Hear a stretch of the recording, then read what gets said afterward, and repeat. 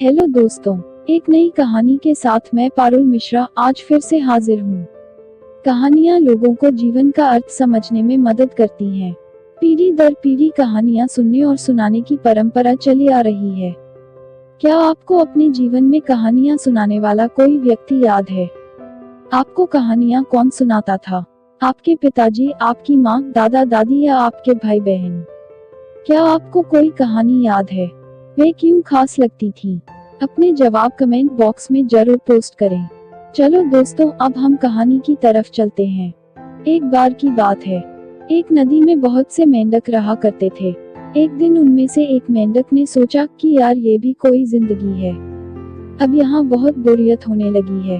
अब तो मैं कहीं बाहर घूमने जाना चाहता हूँ और दुनिया देखना चाहता हूँ। इसलिए जाते जाते उसने ये बात अपने दोस्त को भी बताई और उसे भी साथ चलने को कहा।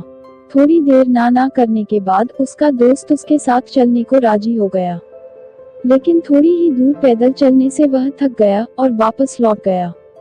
अब वह मेंढक अकेला ही आगे चल पड़ा। चलते चलते उसे रात हो गई और अंधेरे के कारण वो एक गहरे कुएं में जा गिरा। सुबह होने पर उसने देखा कि बहुत सारे मेंढक उसे घेर कर खड़े हुए हैं और लगातार उसे घूरे जा रहे हैं।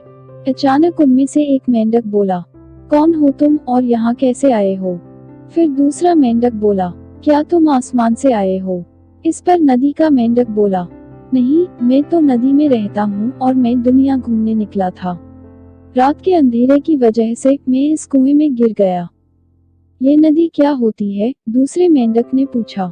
नदी के मेंढक ने कहा, अरे, नदी बहुत बड़ी होती है, उसमें खूब सारा पानी होता है और लाखों प्राणी उसमें रहते हैं। इस पर कुएं का मेंढक बोलता है, फिर भी बताओ तो सही यार, आखिर वो नदी कितनी बड़ी होगी? अरे भाई, अब मैं क्या बताऊं तुमको, वो सच में बहुत बड़ी होती है। नदी के मेंढक ने कहा, क्या वो नदी इतनी बड़ी होगी? एक छोटे मेंढक ने दोनों हाथ फैलाकर कहा। नदी का मेंढक फिर से बोलता है, नहीं भाई, वो इससे भी बहुत बड़ी है। क्या वो इससे भी बड़ी है? दूसरे बड़े मेंढक ने दोनों हाथ फैलाकर कहा, हाँ, वो इससे भी बहुत बड़ी है। नदी के मेंढक ने कहा। ये सुनकर सभी मेंढक एक दूसरे का हाथ पकड़कर बोले, अब इससे बड़ा तो कुछ भी नहीं हो सकता। बोलो क्या कहते हो? अब नदी का मेंढक इस बात को समझ चुका था कि इन कुएं के मेंढकों ने इस कुएं से बाहर की दुनिया को देखा ही नहीं है, तो अब वो किसी अजनबी की बात को सच क्यों मानेंगे? इस कुएं में रहकर इनकी सोच भी छोटी ही हो गई है। इसलिए अब नदी के मेंढक ने भी सबकी हाँ में हाँ मिलाते हुए कहा, हाँ, इससे बड़ा दुनिया में कुछ भी नहीं है। और इस प्रकार नदी के मेंढक ने उस कुएं को ही अब अपना घर परिवार मान लिया। कहानी से सीख, मूर्खों और छोटी सोच वालों के साथ बहस करना बेकार है। आपको मेरी कहानी कैसी लगी?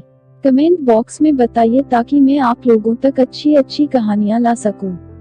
हमारे चैनल को सब्सक्राइब करना ना भूलें और साथ ही वीडियो को लाइक करें और इस वीडियो को अपने दोस्तों के साथ इंस्टाग्राम, फेसबुक और व्हाट्सएप पर शेयर करें। नई मजेदार कहानियों के नोटिफिकेशन के लिए बेल आइकॉन को जरूर दबाएं। धन्यवाद।